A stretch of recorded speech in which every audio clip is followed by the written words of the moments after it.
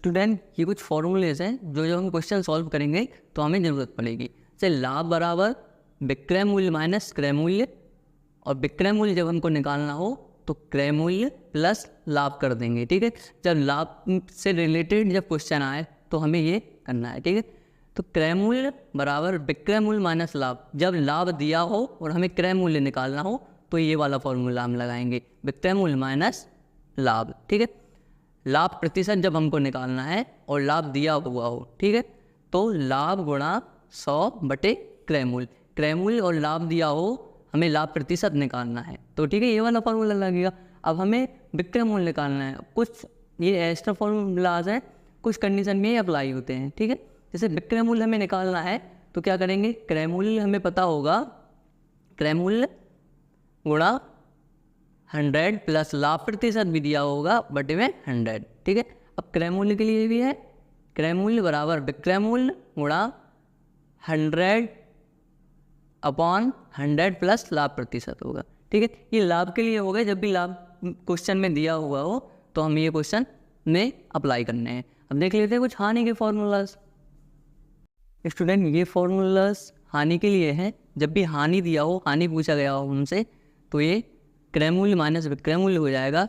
और जब विक्रय मूल्य पूछा गया हो और हानि दिया हुआ हो तो क्रय मूल्य माइनस हानि हो जाएगा।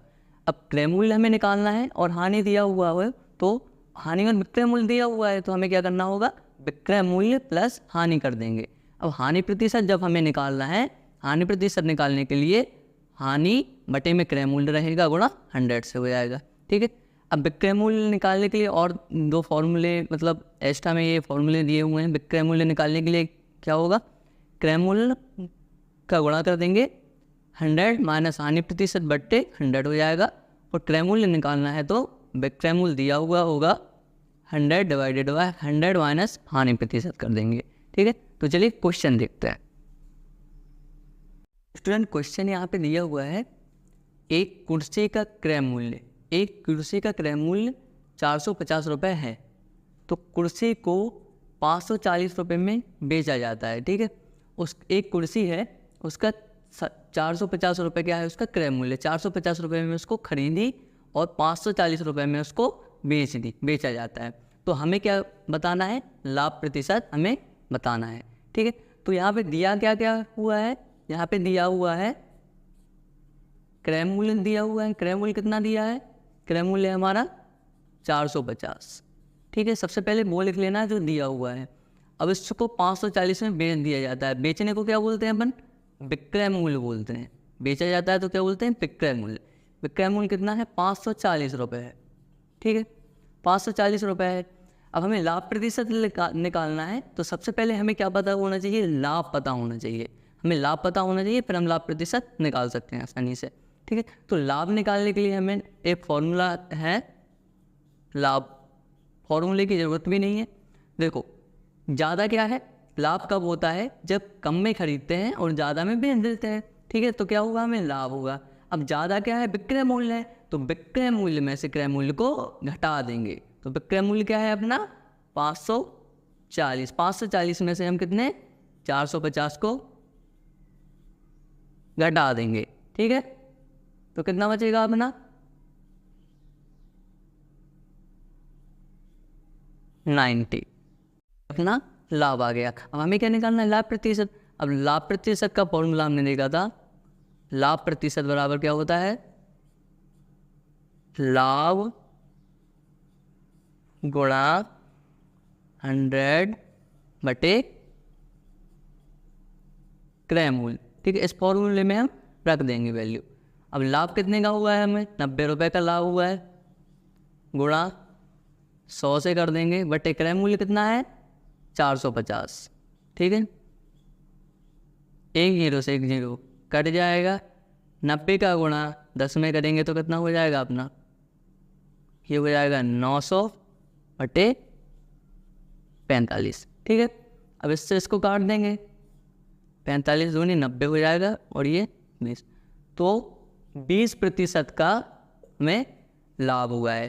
क्वेश्चन ने क्या पूछा था, कुर्सी को हमने 450 रुपये में खरीदा और 540 रुपये में बेच दिया, तो हमें लाभ प्रतिशत कितना हुआ, तो लाभ प्रतिशत हमें हुआ 20% हमें लाभ हुआ।